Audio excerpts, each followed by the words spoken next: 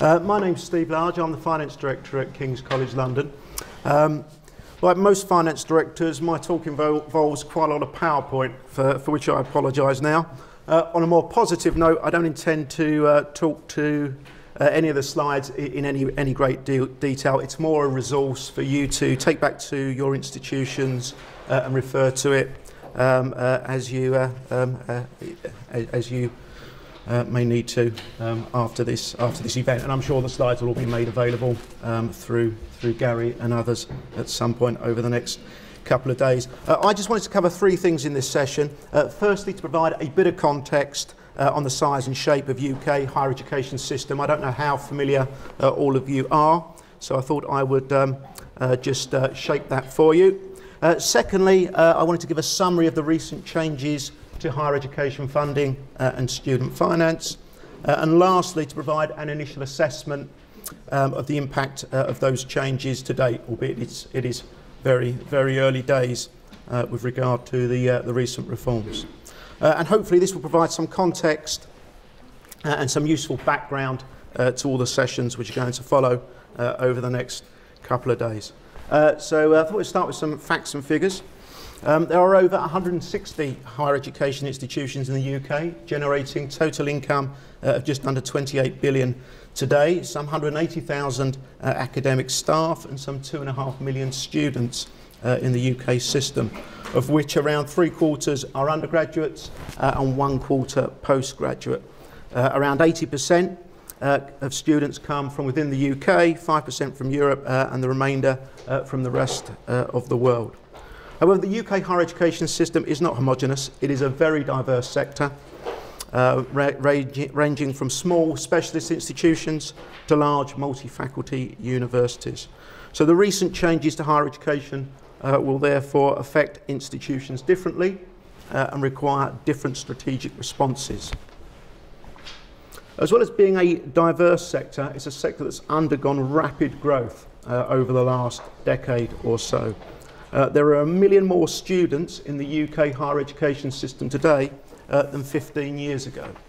And this reflects the UK government policy of increasing the number of graduates in the workforce as the UK economy seeks to rebalance itself towards the higher value added end of the global supply chain. In terms of finances, the next slide shows data from 10-11. If I'd used 11-12 data, which isn't currently available, the proportions would be about the same. The recent funding reforms have really only come in from the current academic year. So if you like, looking back, this is, if you like, the baseline against which we'll measure the impact of the reforms over the next few years. In terms of where does the money come from, or where did it come from, just over 1/4 came from government block grants for teaching and research, the blue segment, and about a similar proportion came from external research funders. 1/4 comes from tuition fees, and the balance comes from a range of other sources. In terms of expenditure, over half goes on staffing, pay and pensions, and the rest mainly on consumables, including premises, IT, libraries, student support and administration. Now, I've not speculated for now how this might change over the next 5 to 10 years, but as regards to the recent reforms, the proportion of funding from government grants will reduce and the proportion of funding from student fees will increase. So if we were to look at these pie charts in a few years' time, the blue segment will be smaller and the white segment will be larger. Now, whether there is the same amount of resource, more or less, I think is still less clear at this point in time. So I thought I would just spend a few moments sort of setting out the case for change, because the UK higher education system is certainly successful by any international standards or measures of performance. There are various reasons for change that are set out in the slide. There's three that I will highlight. The first being that those who benefited most from higher education, the view was that they did not make a fair or proportionate contribution towards the cost of that higher education, and that needed to change.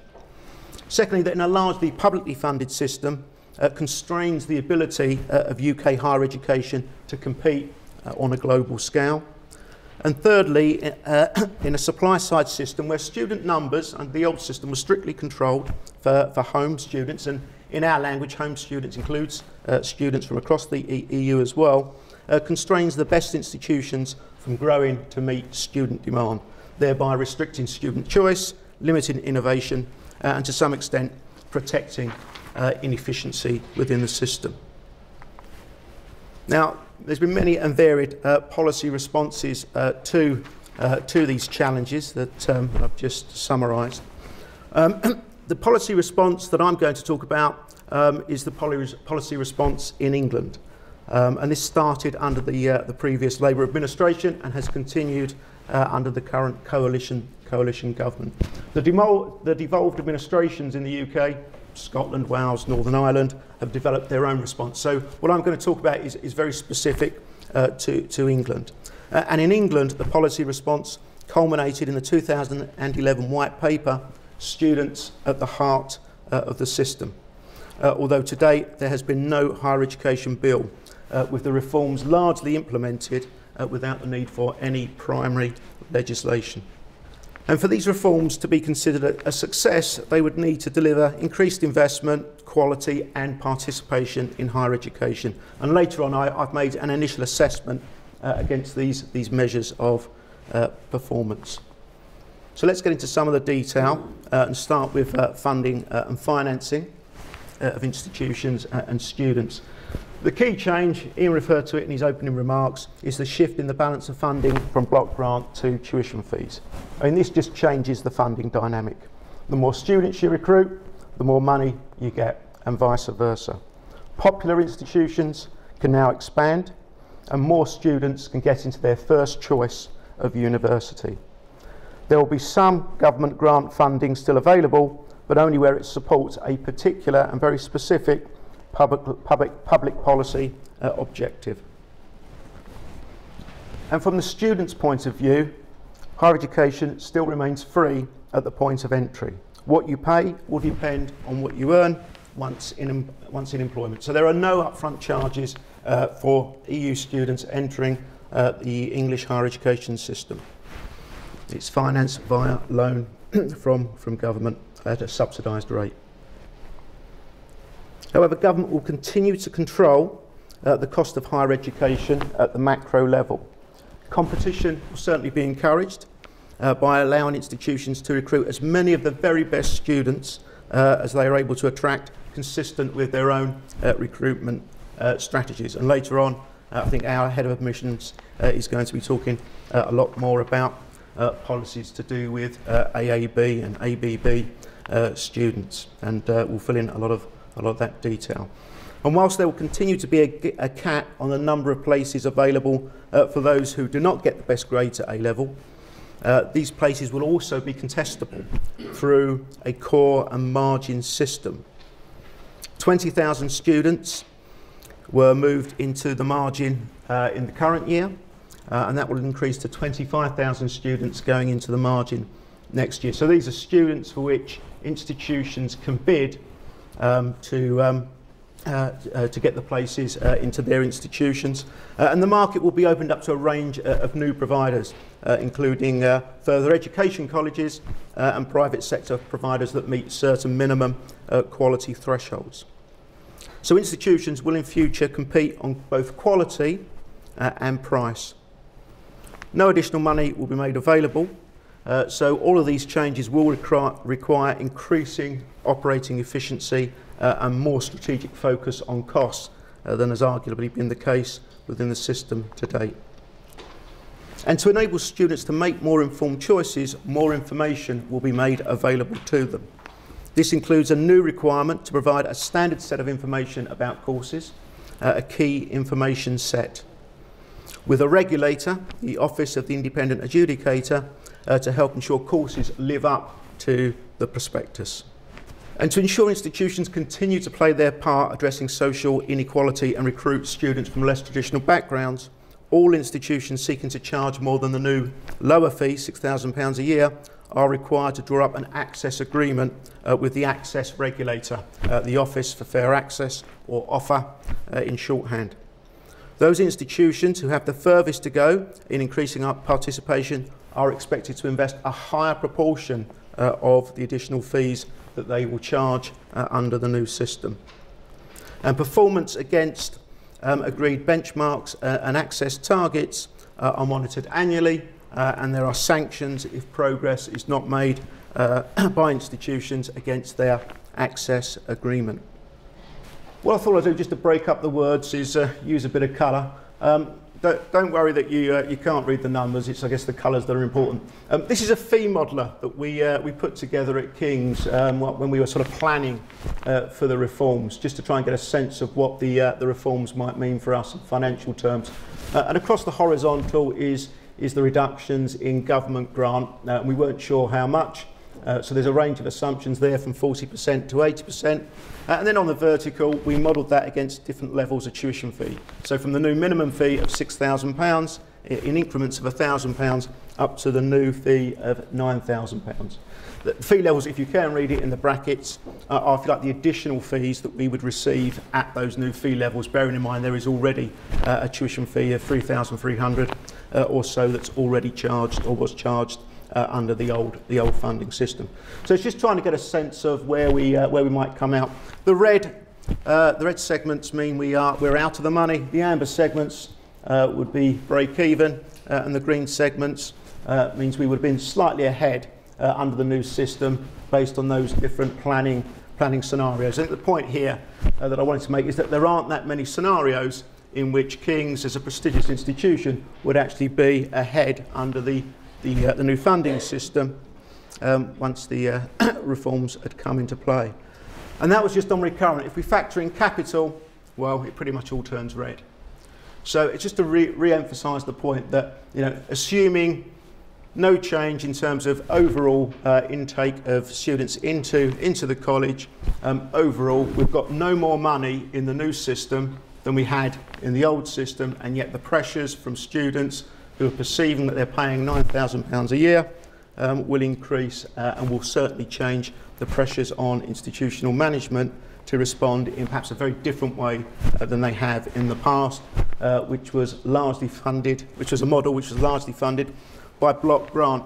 So a very simplistic slide here, just showing the sort of proportions of funding under the old funding model and the steady state position once we've transitioned over the next few years to the new funding model. So under the previous model, 70% of the funding for students came by way of block grant and just 30% by way of tuition fee. When the new system has fully worked its way through the system, those proportions completely flip round. 30% by way of grant, and that will be earmarked to very specific policy objectives. 70% of the funding for teaching will come from students from tuition fees. So just to emphasise the change in the funding dynamic. A few words on the new regulatory framework. Whilst the reforms use the language of competition and markets, I should emphasise it's not intended to be a free-for-all, and it certainly isn't a free-for-all. The sector has always been very highly regulated. We had HEFGE, which is the government agency in England, which allocated funding. It also had a regulatory role in ensuring teaching quality is assessed and monitoring financial health. We had the Quality Assurance Agency to assess teaching quality, OFFA, which I've just referred to ensure that high fees do not deter students from less well-off backgrounds, the Office of the Independent Adjudicator to deal with student complaints, and the Higher Education Academy to enhance... Oh, is it gone, is it? The point I was making was there always was a lot of regulation, and in the new system, with additional freedoms come, if you like, even more regulation and additional responsibilities. So we've got all of what we had, plus a bit more regulation, and with higher fees comes increased public scrutiny, which drives the risk of even more regulation and accreditation oversight. Particularly, as I mentioned earlier, that the new regulatory system has not yet been put on a firm legal footing.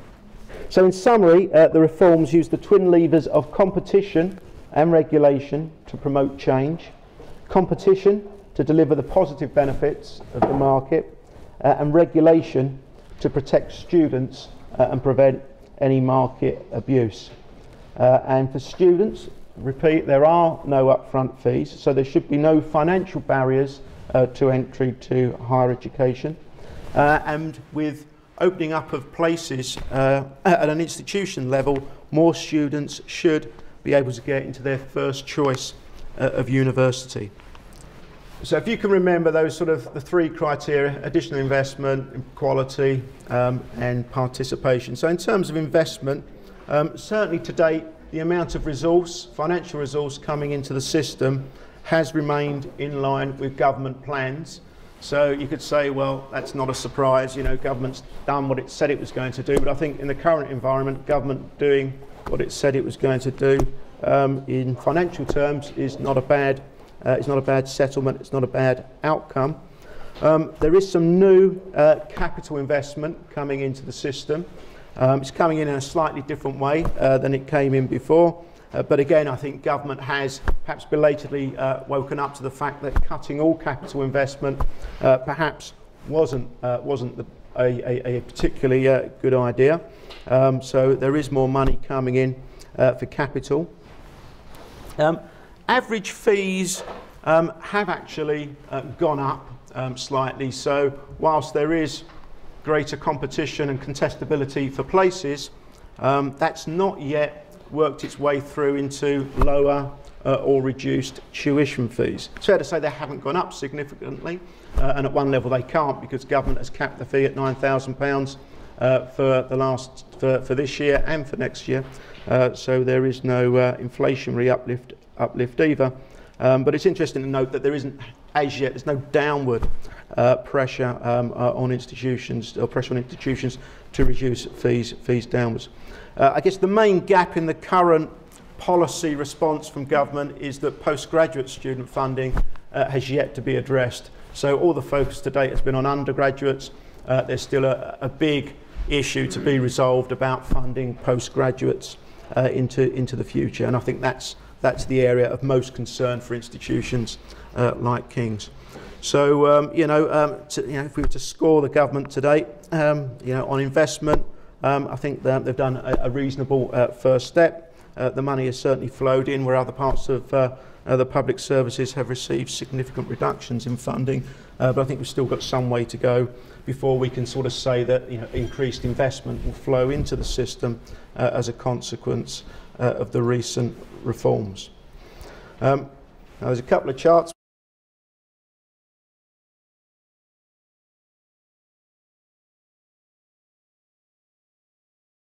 And then the initial assessment against quality, it's probably too early to say whether there's been any real uplift in quality of teaching or the student experience. Certainly we feel the pressure. Undoubtedly, and Gary and his colleagues will talk about that, sort of put in the sort of power, the financial power in the hands of students really does change the dynamic. And the conversations within the institution have, I can assure you, certainly shifted, and they have a very different emphasis today than they had a year or two ago. And in time, that will have some positive benefits for the quality of teaching and the quality of the student experience. But to date, too early to say. Some interesting charts on the key information sets. And then in terms of participation, there has been a reduction in acceptances in the current year. So there are 54,000 fewer home students entered English higher education in 2012 compared with 2011. So in the first year of the new funding system, it would appear that a large number of students have been put off by the increase in fees. Having said that, there's been no major reduction in the entry rate for 18-year-olds. So this is the proportion of 18-year-olds in the population going to university has stayed at a similar level to the previous year. So reduction in total numbers, but proportion of 18-year-olds has held up. And the most recent statistics for applications for 2013 entry would also indicate that there is going to be some reduction, further reduction in intake in the current year. Why don't I stop there?